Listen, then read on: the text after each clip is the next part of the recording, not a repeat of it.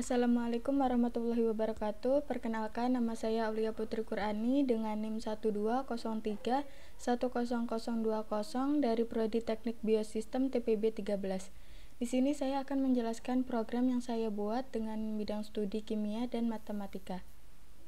Di sini saya yang pertama akan menjelaskan latar belakang. Nah, di program kimia saya mengambil fraksi mol. Nah, fraksi mol sendiri adalah salah satu bentuk konsentrasi zat pelarut berhubungan dengan sifat koligatif penurunan tekanan uap. Fraksi mol terbagi menjadi dua, yaitu fraksi mol pelarut dan fraksi mol terlarut. Sedangkan di bidang matematika saya mengambil luas. Nah, luas sendiri adalah besaran yang menyatakan ukuran dua dimensi suatu bagian permukaan yang dibatasi dengan jelas. Biasanya suatu daerah dibatasi oleh kurva tertutup. Di sini saya akan menjelaskan flowchart program yang pertama, yaitu kimia. Di sini yang pertama yaitu integer variabel AI, kemudian integer menu, output mencari fraksi mol pelarut dan terlarut. Kemudian di sini input pilihan. Pilihan yang pertama yaitu output mencari fraksi mol pelarut. Di sini input pelarut, output masukkan nilai NP. NP ini adalah mol zat pelarut. Kemudian di sini input NP. Kemudian output masukkan nilai NT. NT ini adalah mol zat terlarut. Kemudian di sini input NT. Di sini ada output nilai fraksi mol pelarut adalah NP dibagi NT plus NT.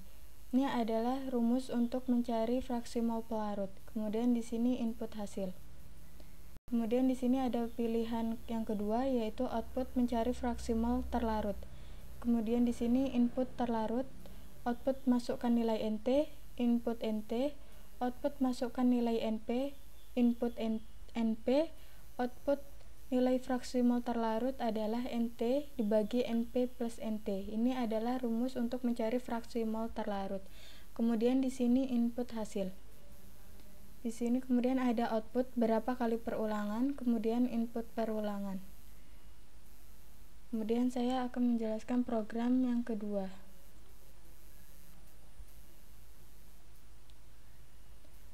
Nah, di sini saya akan menjelaskan program flowgarithm yang kedua dengan mata kuliah matematika.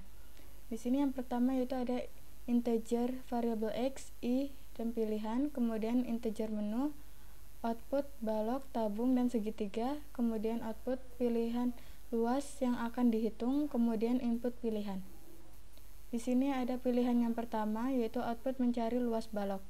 Di sini input balok, output masukkan panjang, input P, output masukkan lebar, input L, kemudian output masukkan tinggi, kemudian input L. Kemudian di sini output rumus untuk mencari luas balok yaitu 2 dikali panjang kali lebar, panjang kali tinggi, kemudian lebar kali tinggi. Kemudian di sini ada input hasil. Kemudian di sini ada pilihan yang kedua yaitu output mencari luas tabung. Di sini ada input tabung, output masukkan jari-jari, input R, output masukkan tinggi, input T, output. Di sini ada rumus rumus untuk mencari luas tabung. 2 dikali 3,14 dikali jari-jari, kemudian dikali jari-jari kali ditambah tinggi, kemudian input hasil.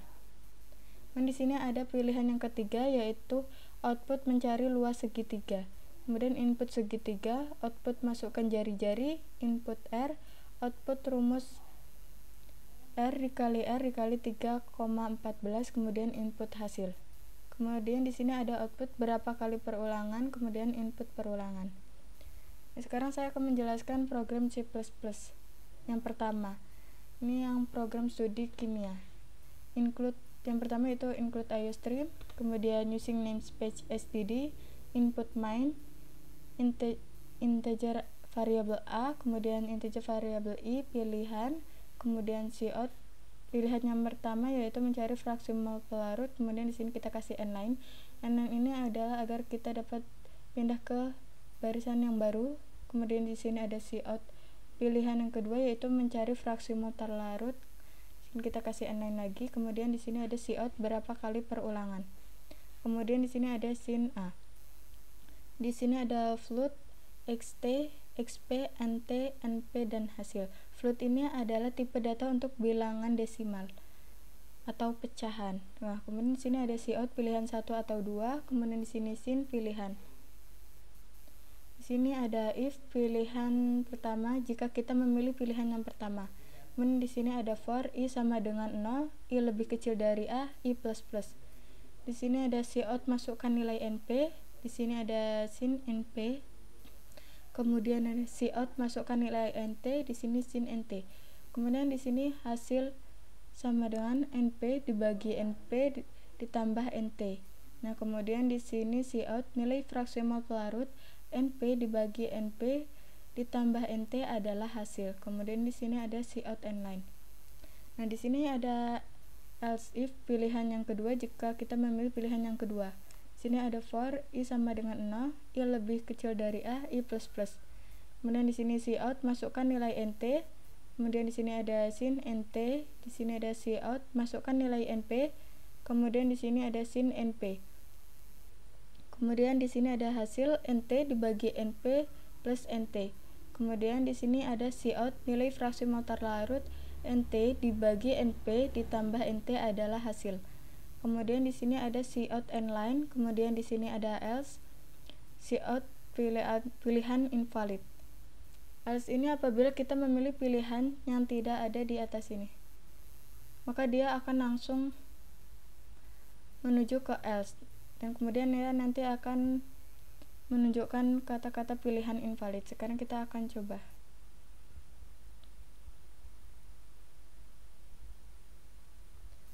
Nah, kita di beberapa kali perulangan, kita coba 1 kali, pilihan 1, kemudian masukkan nilai np. Kita coba masukkan 89, kemudian nilai nt nya yaitu 12. Nah, nilai fraksimal pelarutnya adalah 13.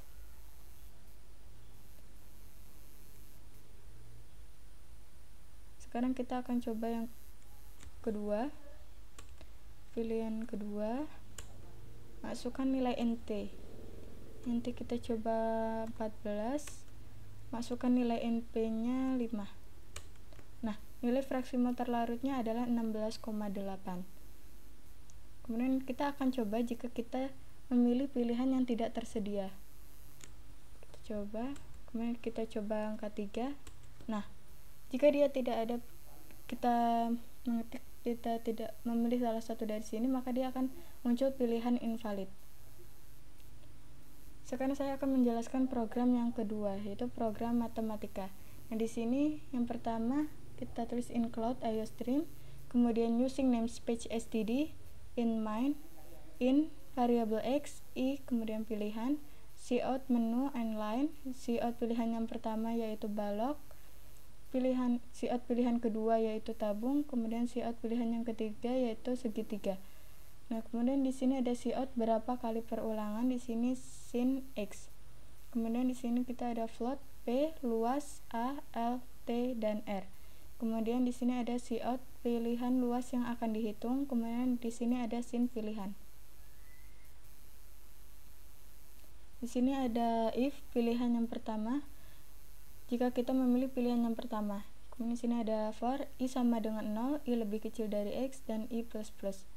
Sini ada cout masukkan jari-jari, sin r, kemudian di sini ada cout masukkan lebar, di sini ada sin l, cout masukkan tinggi, di sini ada sin t, kemudian di sini luas, yaitu rumus untuk mencari luas dari balok 2 dikali p dikali l dikali p dikali t dikali l dikali t. Kemudian di sini ada cout luasnya adalah sama dengan, kemudian sini luas nline. Nah, di sini ada else if pilihan yang kedua jika kita memilih pilihan yang kedua. Di sini ada for i sama dengan 0, i lebih kecil dari x, i plus plus. Kemudian di sini ada cout masukkan jari-jari, kemudian di sini ada sin r, kemudian di sini cout masukkan tinggi, sini ada sin t, kemudian di sini ada luas. Itu rumus untuk mencari luas tabung yaitu 2 dikali 3,14 dikali r dikali r ditambah t. Nah, kemudian di sini ada cout, luasnya adalah sama dengan luas n-line. Nah, kemudian di sini ada else if, pilihan yang ketiga jika kita memilih pilihan yang ketiga. Kemudian di sini ada for, i sama dengan 0, i lebih kecil dari x, i plus plus. Kemudian di sini ada cout, masukkan jari-jari. Di sini ada sin r, kemudian di sini ada luas, yaitu di sini rumus untuk mencari luas segitiga, yaitu r dikali 3,14. Kemudian di sini cout, luasnya adalah sama dengan, kemudian luas n-line, kemudian di sini ada else, cout, pilihan tidak tersedia, n-line, kemudian return 0. Sekarang kita akan coba menjalankan. Nah, kita coba berapa kali perulangan? 1 kali saja. Kemudian pilih luas yang akan dihitung. Kita coba yang pertama. Masukkan jari-jari. Kemudian masukkan lebar. Kemudian masukkan tinggi. Nah, luasnya adalah 0. Sekarang kita akan coba pilihan yang kedua. Luas yang akan dihitung 2. Masukkan jari-jari. Kemudian masukkan tinggi. Nah, di sini luasnya adalah 1934,24. Sekarang kita akan coba yang ketiga.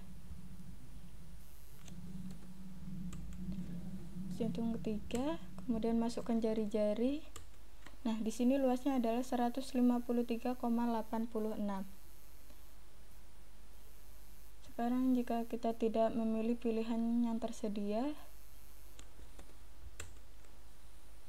4. Nah, maka dia akan muncul tulisan pilihan tidak tersedia. Nah, baiklah, sekian penjelasan dari saya. Saya akhiri. Wassalamualaikum warahmatullahi wabarakatuh.